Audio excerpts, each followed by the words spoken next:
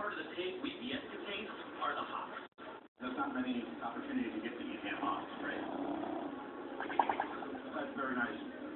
And smoked to the point where all that fat connective tissue is gone. I think it's time to surrender my fork and wrap up my visit to the Big East.